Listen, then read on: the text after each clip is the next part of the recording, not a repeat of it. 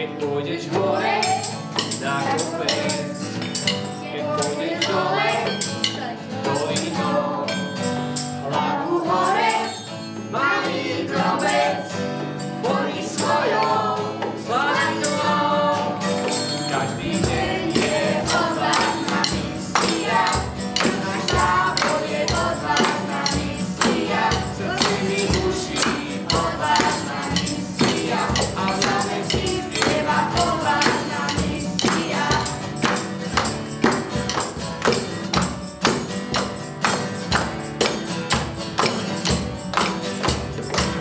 Maj vždy chválenú so sebou, vieš, čo chore prináša, veď Boží plán pre tebou.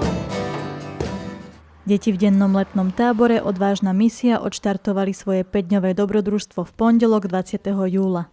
Počas týždňa ich čakal pestrý program plný hier, výletov, tvorivých aktivít, témy odvahy či spoločná táborová hymna. Mali sme veľmi pestrý program, tábor sa volal Odvážna misia a boli sme aj v kresťanskom centre v Senici, kde sme mali kopec rôznych aktivít. Boli sme spolu s CVčkom Stonožka, Ekoparku Piešťany, Adventika Bratislava, teraz sme boli na plavárni, včera sme mali aj hudobný krúžok, tvorivé dielničky, takže bolo to naozaj pestré, bohaté a verím, že aj odvážne aktivity decká s chuťou zvládli.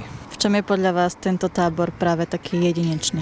Máme deti, ktoré sú prijaté a kdokoľvek sa môže prísť a je tam dobrá atmosféra, pohoda a v podstate ja sám za seba poviem, že ja sa rád vraciam do detských čias.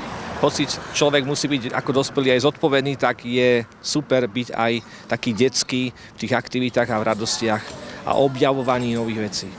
Medzi najväčšie zážitky detí patril výlet do zábavného centra Adventika v Bratislave, kde si naplno užili spoločný čas aj množstvo atrakcií. Čo sa vám najviac páčilo? No, najviac sa nám asi páčilo, jak sme boli v Eurovele v Bratislave a boli sme v takom Adventike. Adventike. A bolo to tam dobre. No, Boli tam aj skákacie hrady, všetko možné. všelijaké atrakcie, automaty. Dobre to tam bolo. Tam boli proste skakacie hrady. Tak trošku som sa jašil, že mi asi preskočilo z toho. Čo si sa tu naučila na tomto tábore? Všetko asi.